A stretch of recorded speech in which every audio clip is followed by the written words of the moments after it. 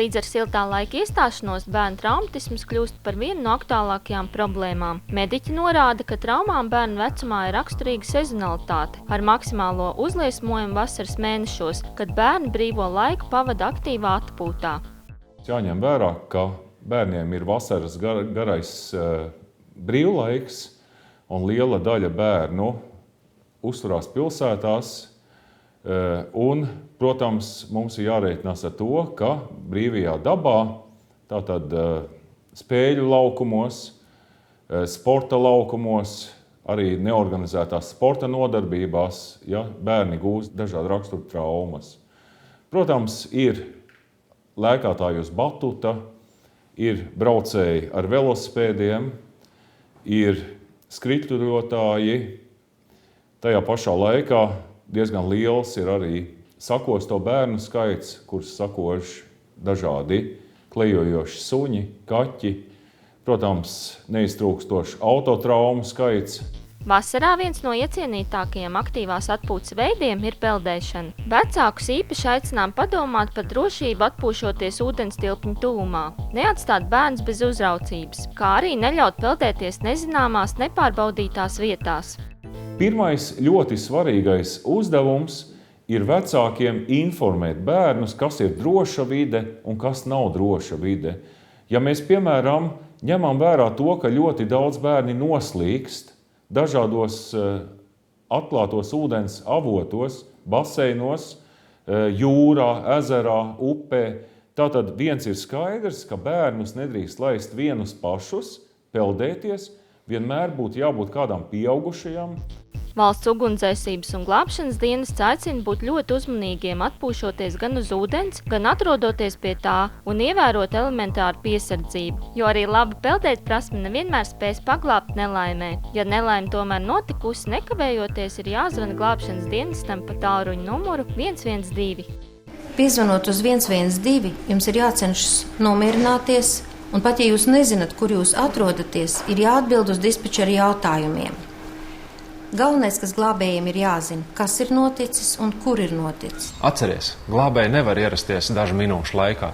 Tādēļ pievērs apkārtēju uzmanību, sauc pēc palīdzības un tad mēģina glābt. Bet nekādā gadījumā nemeties ūdenī glābt, nesagatavojies. To drīkst darīt tikai tad, ja tev ir kāds peldlīdzeklis, jo slīcējs dēļ noguruma un apjukuma nekontrolē savu rīcību. Viņš cenšas pieķerties pie glābēja. Un tādās situācijās var noslīgt gan slīcējs, gan glābējs.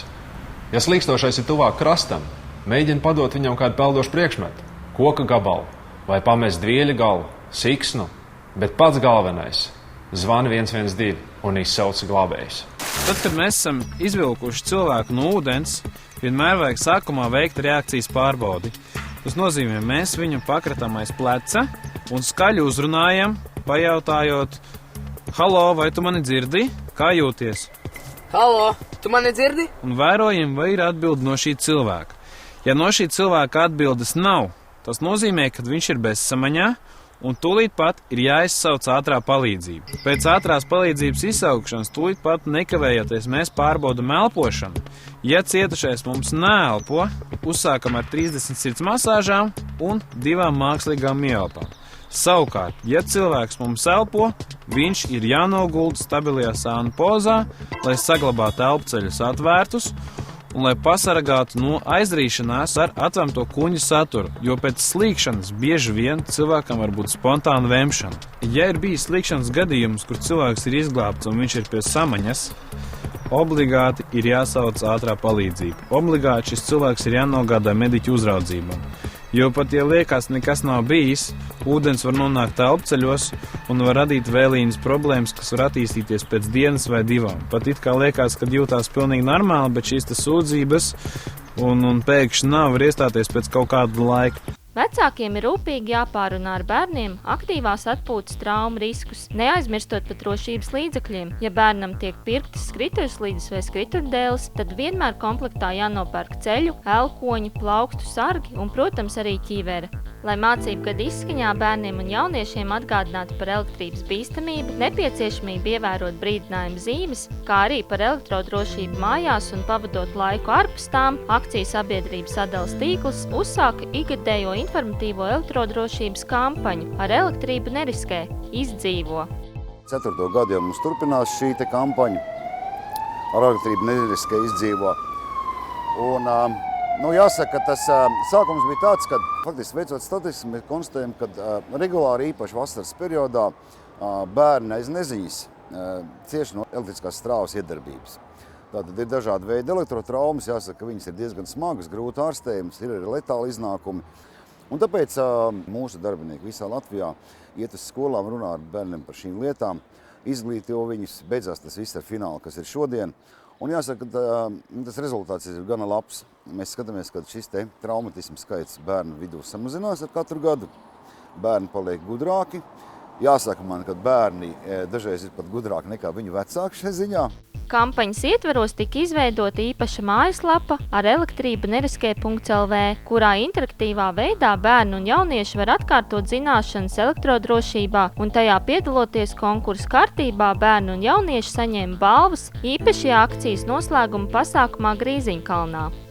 Šī kampaņa faktiski sastāvēja no 2 daļām. Tātad mūsu darbinieki gāja uz skolām un stāstīja bērniem par elektrodrošību, un tad otrā daļa bija šī mājaslapas izveide, kurā mēs aicinājām bērnus atrast 10 bīstamas situācijas, 10 elektrodrošības trīsstūrīšus un tādējādi reģistrēties izlozē un laimēt balvas. Apmeklē šo mājaslapu 10 000 bērnu un jauniešu un reģistrējās izlozē apmēram 700 bērnu un jaunieši.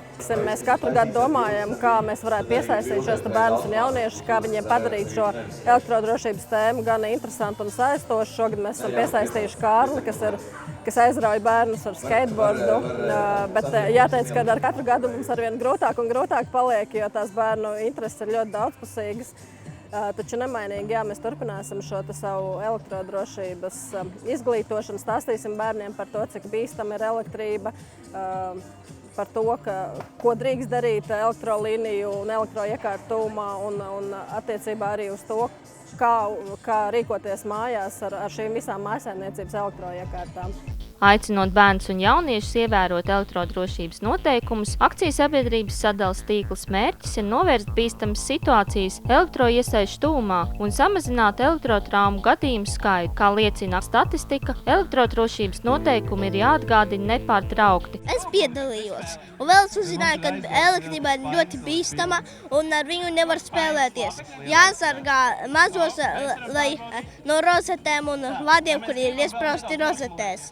Un viņi jebko var tur iebāzt un gribēja kaut ko tur iebāzt. Protams, ka mēs mājās šeit pārunājam un par elektrību tomēr ir tā, ka man viņi ir 2, ir vecāks un ir jaunāks puika, pavisam 2 gadi, un tad, sanāk runāt daudz, par elektrību. Bet ļoti priecēja tas, kad arī, teiksim, kad arī skolā par to daudz runā un kad ir tāda kampaņa, kad nāk cilvēks un stāst, jo tomēr tas ir svarīgi, tīpaši pirms vasaras, tad, kad viņi ir vairāk vai mazāk ārā uzturās. Jā, es domāju, ka tas ir svarīgi. Skolās mums jau no 1. klases par to regulāri tika atgādināts. Un pirms katrām brīvdienām, pirms katriem brīvlaikiem mēs parakstījāmies par instruktāžu, kurā mūs informēja par to, cik elektrība un citas lietas ir bīstamas. Un mums katru reizi ir jāatceras, ko mēs darām un jādara viss ar galvu. Vasara ir visspilgtākais gada laiks jauniešiem, un tāpēc vienkārši viss jādara ar prātu. Noteikti es gribētu atgādināt to, ka mainās vide, un tāpēc mums ir svarīgi arī gan pilsētas, gan lauku bērniem stāstīt, kas viņus sagaida pilsētā, un savukārt pilsētas bērniem, kas viņus sagaida laukos, tad, kad viņi aizbrauc pavadīt savas vasaras brīvdienas. Un tad tās lielākās nelaimes, kas notiek, ir bērnu nezināšanas dēļ. Puikas parasti mīl uzrāpties tais stabos, ir puķi laišana, puķis sapanās elektropārvades līnijās, un sadalas tīkls ir pieņēmis faktiski tādu lēmumu, ka mēs šo akciju nepārtraucam, jo ir bērni, kas izaug, ir bērni, kas atkal ir tajā vecumā.